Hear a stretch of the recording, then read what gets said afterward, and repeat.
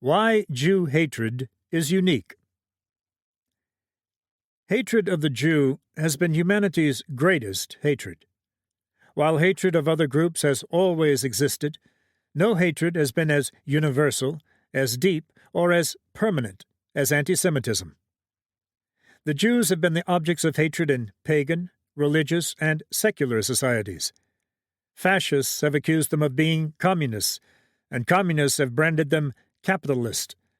Jews who live in non-Jewish societies have been accused of having dual loyalties, while Jews who live in the Jewish state have been condemned as racists.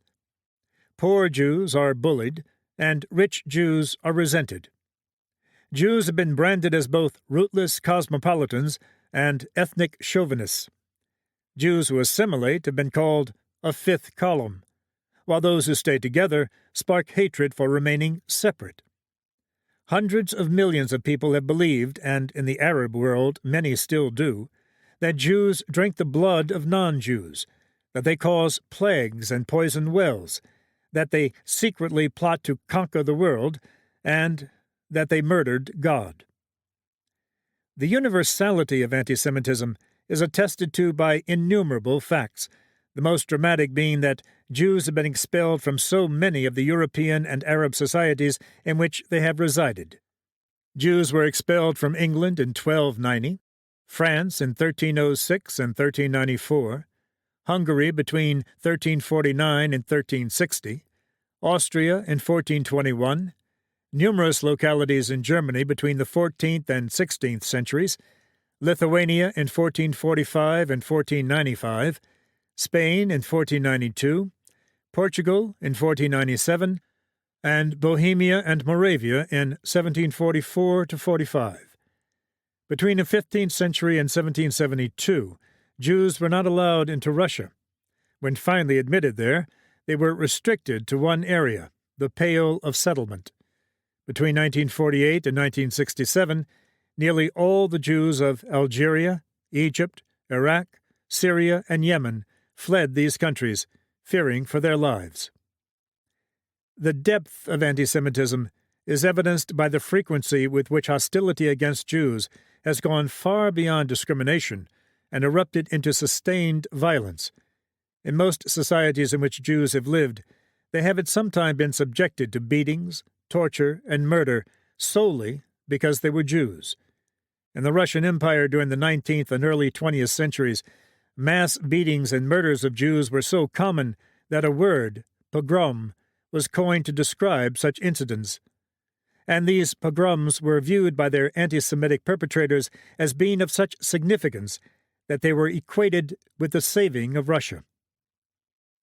On a number of occasions, even beating and murdering Jewish communities was not deemed sufficient. Anti-Semitic passions have run so deep that only the actual annihilation of the Jewish people could solve what came to be called by anti-Semites the Jewish problem.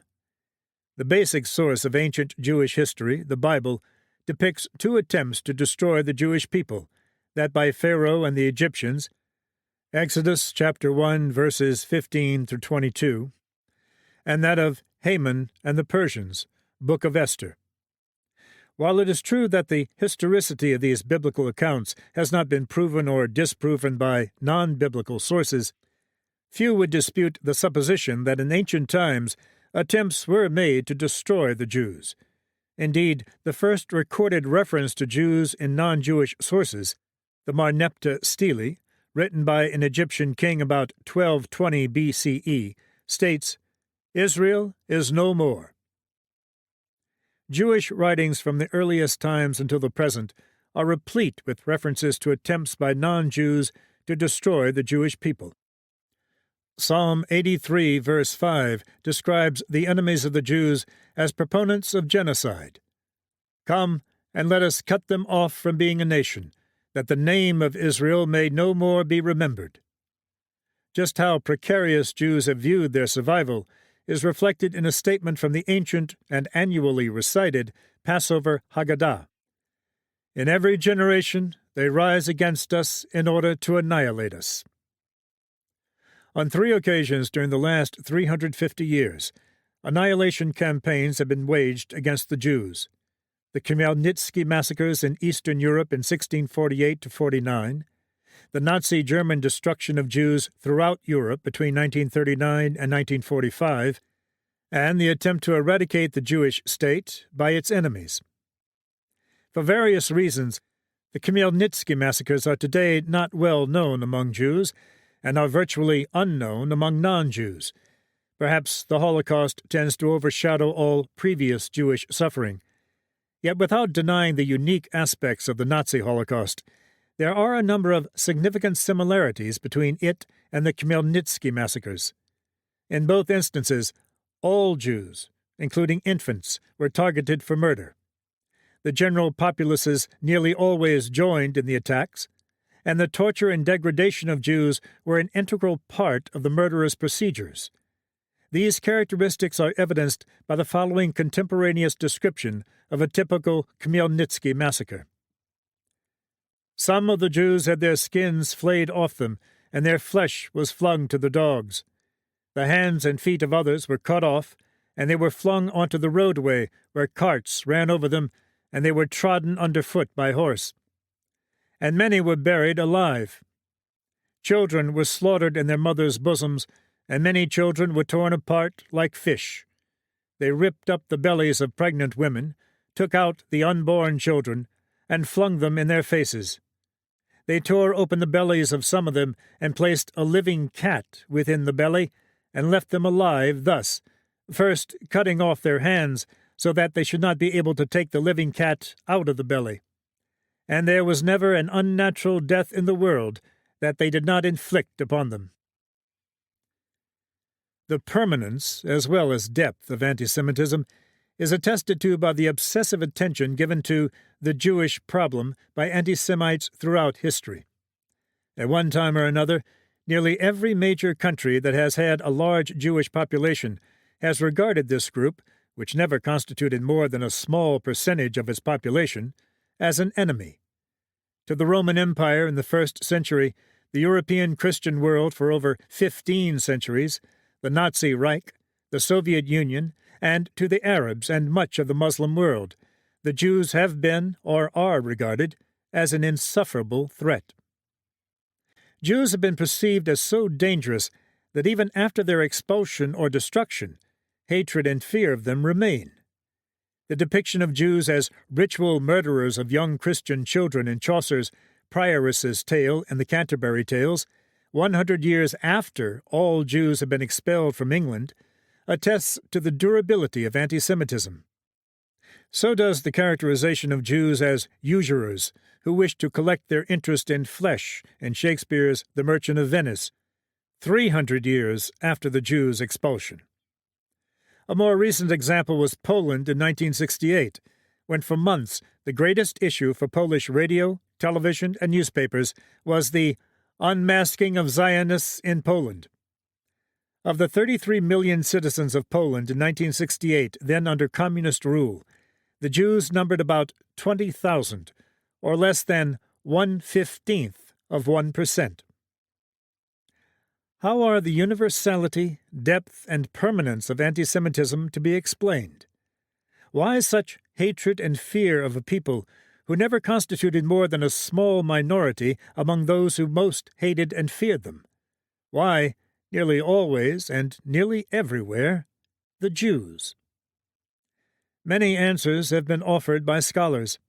These include, most commonly, economic factors, the need for scapegoats, ethnic hatred, xenophobia, resentment of Jewish affluence and professional success, and religious bigotry. But ultimately, these answers do not explain anti-Semitism. They only explain what factors have exacerbated it and caused it to erupt in a given circumstance. None accounts for the universality, depth, and persistence of anti-Semitism. In fact, we have encountered virtually no study of this phenomenon that even attempts to offer a universal explanation of Jew hatred. Nearly every study of anti-Semitism consists almost solely of historical narrative, thus seeming to indicate that no universal reason for anti-Semitism exists. We reject this approach. To ignore or deny that there is an ultimate cause for antisemitism contradicts both common sense and history. Antisemitism has existed too long and in too many disparate cultures to ignore the problem of ultimate cause and or to claim that new or indigenous factors are responsible every time it erupts. Factors specific to a given society help account for the manner or time in which antisemitism erupts, but they do not explain its genesis. Why antisemitism at all? To cite but one example, the depressed economy in Germany in the 1920s and 1930s helps to explain why and when the Nazis came to power, but it does not explain why Nazis hated Jews, let alone why they wanted to murder every Jew. Economic depressions do not explain gas chambers. The very consistency of the passions Jews have aroused demands a consistent explanation. Ancient Egyptians, Greeks, and Romans, medieval and many modern Christians and Muslims, and Nazis and communists have perhaps only one thing in common. They have all, at some point, counted the Jews as their enemy, often their greatest enemy. Why? Among Jews, this question has been posed only in the modern era. Until the modern age, Jews never asked, why the Jews? They knew why. Throughout their history, Jews have regarded Jew hatred as an inevitable consequence of their Jewishness. Contrary to modern understandings of antisemitism, the age-old Jewish understanding of antisemitism does posit a universal explanation for Jew hatred, Judaism, meaning the Jews' God, laws, peoplehood, and claim to be chosen. The historical record, as we shall show, confirms the traditional Jewish view that the Jews were hated because of Jewish factors. Modern attempts to de-Judaize Jew hatred, to attribute it to economic, social, and political factors, and universalize it into merely another instance of bigotry, are as opposed to the facts of Jewish history as they are to the historical Jewish understanding of antisemitism. Antisemites have not hated Jews because Jews are affluent, poor Jews have always been as hated, or strong, weak Jews have simply invited anti-Semitic bullies, or because Jews may have unpleasant personalities, genocide is not personality-generated, or because ruling classes focus worker discontent onto Jews. Pre-capitalist and non-capitalist societies such as the former Soviet Union, other communist states, and various Third World countries have been considerably more anti-Semitic than capitalist societies. Anti-Semites have hated Jews because Jews are Jewish. Christian anti-Semites ceased hating rich Jews when they became Christians. Muslim anti-Semites embrace Jews who convert to Islam. The same is held true for virtually all other anti-Semites except the Nazis, whom we shall discuss later. What about Judaism has provoked anti-Jewish hostility? There are 4 answers. 1. For thousands of years, Judaism has consisted of 4 components: God, Torah, Israel, and chosenness. That is, the God introduced by the Jews, Jewish laws, Jewish peoplehood, and the belief that the Jews are God's chosen people. Jews' allegiance to any of these components has been a major source of anti-Semitism because it not only rendered the Jew an outsider, but more important, it has often been regarded by non-Jews as challenging the validity of their gods, laws, national allegiance, and/or national worth. By affirming what they considered to be the one and only God of all humankind, thereby implying illegitimacy to everyone else's gods, the Jews entered history, and have often been since, at war with other people's most cherished beliefs. The anti-Semites also hated the Jews because the Jews lived by their own all-encompassing set of laws. And because the Jews also asserted their own national identity, Jews intensified anti-Semitic passions among those who viewed this identity as threatening their own nationalism. 2. As if the above were not enough, Judaism has also held from the earliest times that the Jews were chosen by God to achieve this mission of bringing the world to God and His moral law, that is, ethical monotheism. This doctrine of the Jews' divine election has been a major cause of antisemitism. 3. From its earliest days, the raison d'etre of Judaism has been to change the world for the better, in the words of an ancient Jewish prayer recited daily, to repair the world under the rule of God. This attempt to change the world, to challenge the gods, religious or secular, of the societies around them, and to make moral demands upon others, even when not done expressly in the name of Judaism, has constantly been a source of tension. 4. As a result of the Jews' commitment to Judaism, they have led higher quality lives than their non-Jewish neighbors in almost every society where they have lived. For example, Jews have nearly always been better educated, Jewish family life has usually been more stable, Jews aided one another more than their non-Jewish neighbors aided each other, and Jewish men have been less likely to become drunk, beat their wives, or abandon their children. As a result of these factors, the quality of life of the average Jew, no matter how poor, was higher than that of a comparable non-Jew in the same society.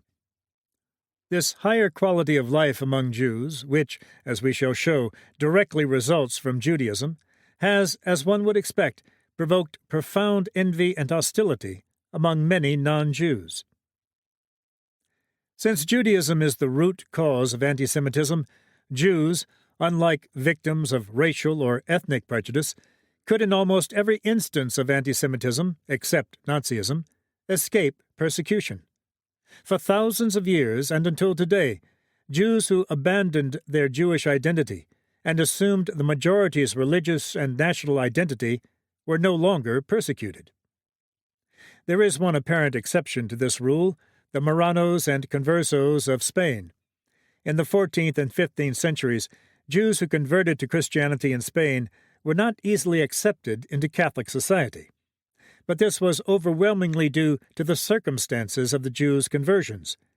The Christian hierarchy was reluctant to accept these Jewish converts as genuine Christians because it knew that they had converted under threats of expulsion or death, and therefore the sincerity of the Jews' Christianity was questioned. For these reasons, Jews have always regarded antisemitism as a response, however immoral, to Judaism.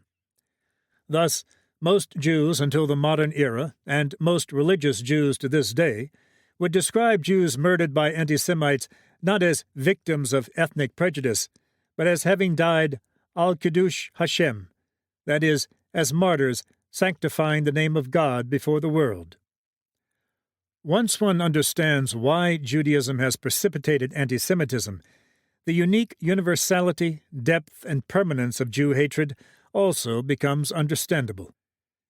It takes infinitely more than economic tensions or racial prejudice to create the animosity that often has involved the torturing of children and the murdering of entire communities. Only a people representing a threat to the core values, allegiances, and beliefs of others could arouse such universal, deep, and lasting hatred. That is why totalitarian regimes, secular and religious, inevitably are anti-Semitic. Totalitarian regimes, by definition, aim to control the totality of their citizens' lives, and can therefore tolerate no uncontrolled religious or national expressions, both of which are part of Judaism. Once the Jewish roots of anti-Semitism are recognized, the only solutions to the Jewish problem, as far as anti-Semites are concerned, are obvious. The Jews must either convert, be expelled, or murdered. In the 1880s, the Russian Tsar's procurator of the Holy Synod and architect of Russian government policy at the time, Konstantin Pobyedonosyev, is said to have offered precisely this advice. 1/3 of the Jews living in the Russian Empire should be converted to Christianity, 1/3 should be expelled, and 1/3 should be put to death. In fact, for the last 2,000 years, this has repeatedly been the chronological order of anti-Semitic acts. First, attempts would be made to convert the Jews.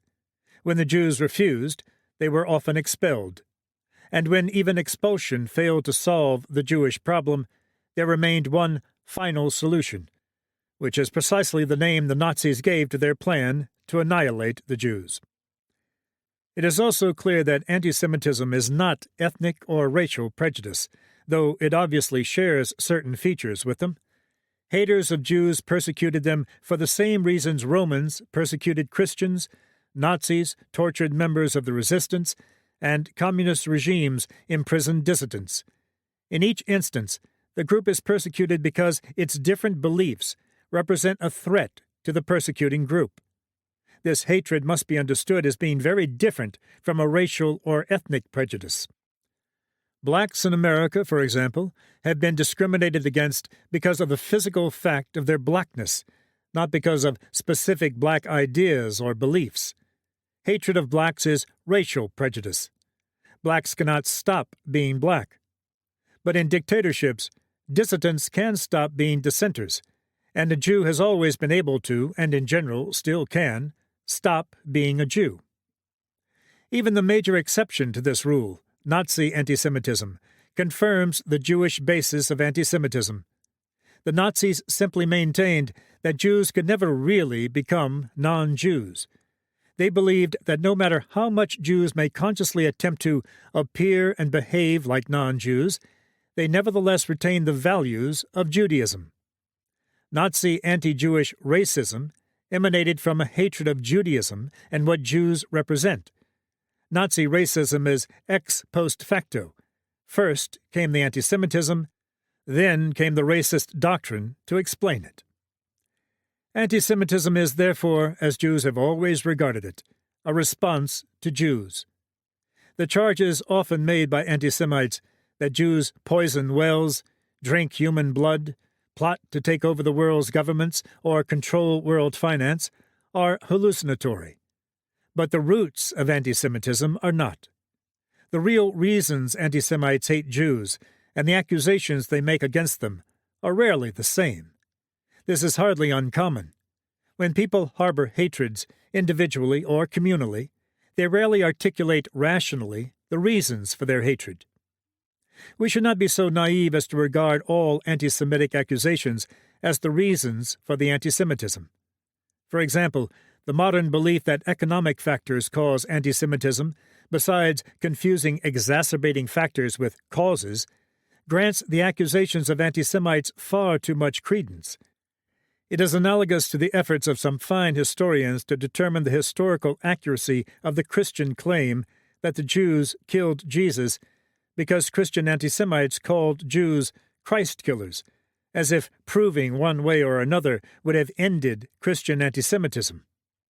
It is also analogous to the tireless efforts of other fine historians to decipher the exact number and circumstances of Arabs displaced during the founding of Israel, as if those who single out Israel from all other countries to support efforts to destroy it do so because 600,000 Arab refugees were created in 1948.